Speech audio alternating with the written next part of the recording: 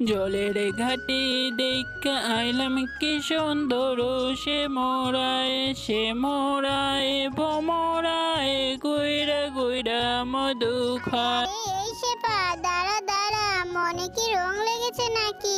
গান গাইতে গাইতে কোথায় যাচ্ছিস? তোরা দুইজন ভালোই তো দেখছি গান গাইছিস, তো এত রং কোত্থেকে আসে তোর? আবার দুজনে হাতে দেখছি কাচিও আছে।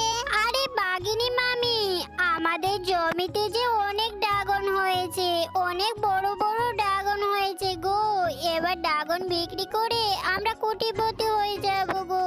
এবার ড্রাগন বিক্রি করে না আমি পার্লারে যাব একটু রূপচর্চা করতে। এর জন্যই তো মনে এত রং লেগেছে আমার। হ্যাঁ হ্যাঁ, যাচ্ছি যা। তো এরকম গান গাইতে গাইতে গলা ফাটিয়ে আমার কানে জ্বালাপালা করিস না তো। ঠিক আছে যা, ড্রাগন পেড়ে আমাদেরকেও খাওয়াস, আবার একা একা খাস না যেন।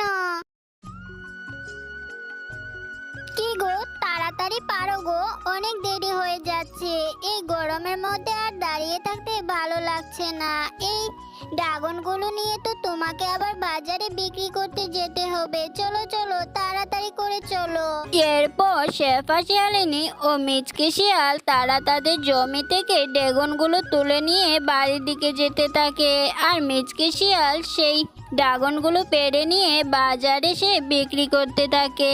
আসুন আসুন, ড্রাগন নিয়ে যান, আমার জমির তরতাজা ড্রাগন ফল, একবার নিলে বারবার খেতে চাইবেন। আসুন দাদারা, আসুন দিদিরা। ও মিচকে ভাই, তোমার জমির ড্রাগন ফল, তাহলে আমাকে 1 কেজি দাও দেখিনি। ফলগুলো দেখে যে আমার অনেক খেতে ইচ্ছে করছে। তোমার এই টকটকে ড্রাগনগুলো দেখে তো আমার অনেক লোভ লাগছে গো।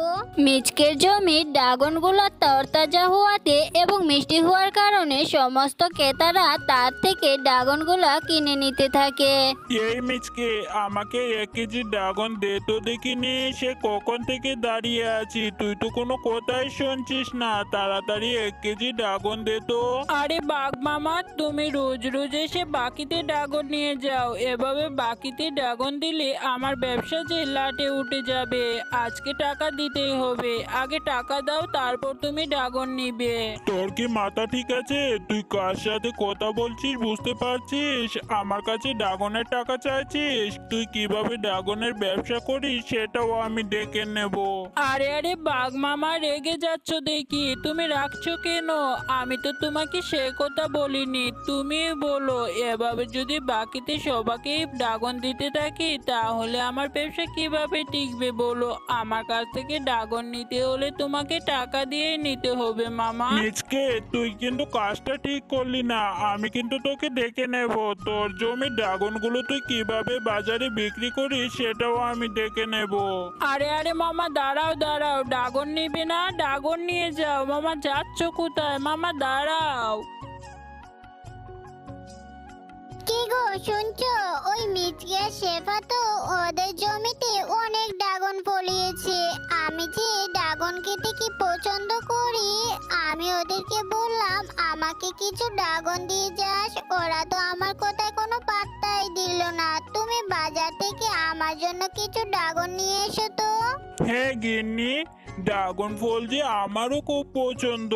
আজকে মিচকে আমার সাথে যে ব্যবহারটা করলো আমি সারা জীবন মনে রাখবো। ভাবছি মিচকেকে কিভাবে একটা উচিত শিক্ষা দেওয়া যায় যাতে ও আর কোনোদিন এরকম না করতে পারে। হ্যাঁ গো, তুমি ঠিকই বলেছো। জমিতে একটু ভালো ফসল হয়েছে বলে দুজনের খুব ভাব বেড়েছে। আমি বলি কি, আমরা আজকে রাতের মধ্যে ওদের সমস্ত ড্রাগন গিয়ে চুরি করে নিয়ে আসবো। এরপরে মন ভরে ড্রাগনও খেতে পারবো, আর বাকি ড্রাগনগুলো বাজারে বিক্রি করে মোটা অঙ্কের টাকাও পাবো। হ্যাঁ গিন্নি, বুদ্ধিটা তুমি বেশ ভালোই দিয়েছো। তোমার বুদ্ধির কোনো জবাব নেই। এজন্যই তো আমি তোমার বুদ্ধিতে চলি। রাত হতে পর বাঘ ও বাঘিনী শেফা শিয়ালিনী ও মিচকে শিয়ালের জমিতে ড্রাগন ফল চুরি করতে যায়। ওগো, শুনছো? তাড়াতাড়ি করো গো, আমার কিন্তু খুব ভয় ভয় লাগছে। একে তো অন্ধকার রাত, উপর থেকে কেউ দেখে ফেললে মান সম্মান যাবে। তুমি কি একদিনে সব নিয়ে যাবে নাকি? চলো এবার যাই। এরপর অন্ধকার রাতে বাঘ ও বাঘিনী ড্রাগন চুরি করে নিয়ে বাড়িতে চলে যায়। আর বাড়িতে নিয়ে গিয়ে বাঘ এবং বাঘিনী মিচকের জমির সেই ড্রাগনগুলো খেতে তারা শুরু করে দেয়।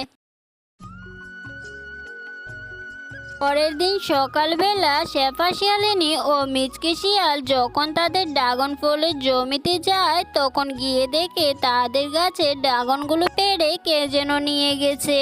ওগো, আমাদের এত বড় সর্বনাশ কে করলো গো? আমাদের জমির ড্রাগনগুলো কে যেন পেড়ে নিয়ে গেছে। এখন আমাদের কি হবে? এ তো কষ্টের ফসল, কত টাকা খরচ করেছি এই ড্রাগনগুলোর পিছনে, আমার যে সমস্ত কষ্টই মাটি হয়ে গেল। গিন্নি, তুমি এত দুঃখ করো না, নিশ্চয়ই ঈশ্বর একটা ব্যবস্থা করবে। এই ড্রাগনগুলো পেরে এখন বাজারে নিয়ে যেতে হবে, না হলে যে এগুলো চুরি হয়ে যেতে পারে। হ্যাঁ গো, তাহলে তাই করো। বাকি ড্রাগনগুলো তুমি বাজারে নিয়ে গিয়ে বিক্রি করো, আর কিছু ড্রাগনের গুঁড়া অন্য কোথায় রোপণ করার ব্যবস্থা করতে হবে। আর আমাদের এত বড় সর্বনাশটা কে করলো গো? কে আমাদের সাথে এমনটা করতে পারে বলো দেখিনি?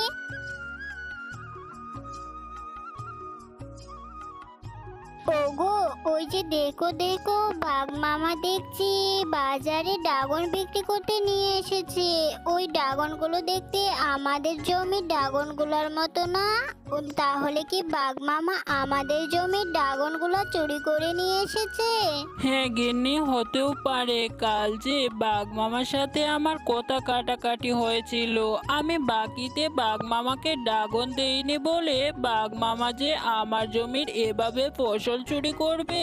হ্যাঁ গো, আমিও তো সেটা ভাবছি। আমি গিয়ে বাঘ মামাকে জিজ্ঞাসা করে দেখি।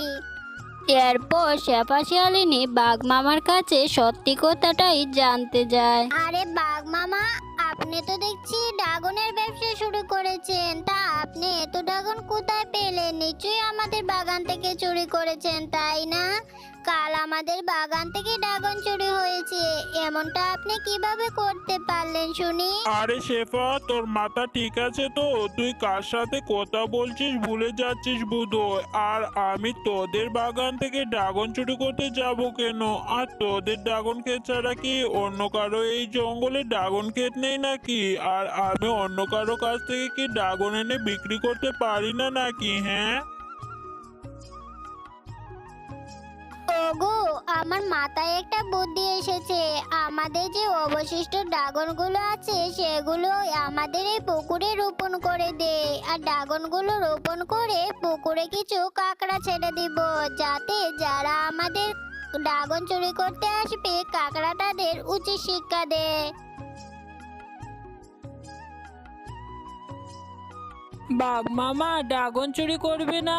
আজকে এসো ড্রাগন চুরি করতে, বুঝবে মজা। এই কাঁকড়াগুলোর কামড় খেলে চুরি করার শিক্ষা পাবে।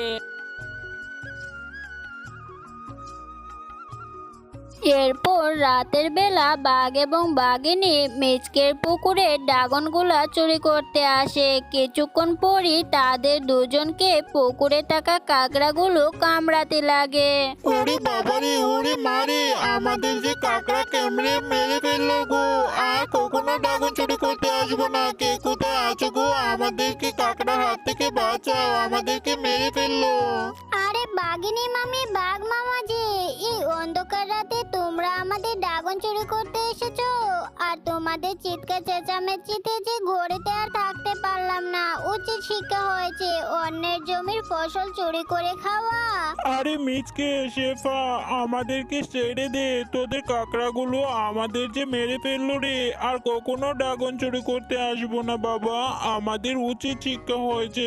এবার থেকে টাকা দিয়েই ড্রাগন কিনে খাবো। আমরা জানতাম যে তোমরা নিজেদের লোভ সামলাতে পারবে না, এই জন্যই তো আমাদের পুকুরে কাঁকড়া ছেড়ে দিয়েছি। এবারে মতো মাফ করে দিলাম, আবার এমন হলে কিন্তু কুকুরের কামড় খাওয়াবো, এই বলে দিলাম।